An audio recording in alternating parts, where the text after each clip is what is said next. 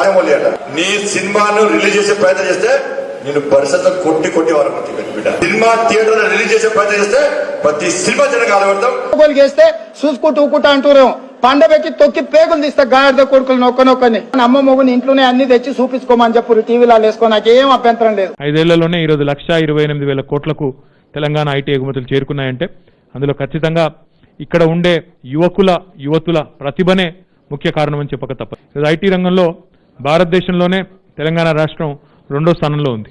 విశ్వనగరంగా ఎదగాలి అన్నప్పుడు అన్ని రకాల వ్యవస్థల్లో కూడా అంటే అత్యాధునికమైన రోడ్లు ఉండాలి, అత్యాధునికమైన నిన్న మనం ప్రారంభించుకున్న కమాండ్ కంట్రోల్ సెంటర్ లాంటి వ్యవస్థలు ఉండాలి, నేరం జరగకూడదు, జరిగిన వెంటనే పసిగట్టే యంత్రాంగం ఉండాలి.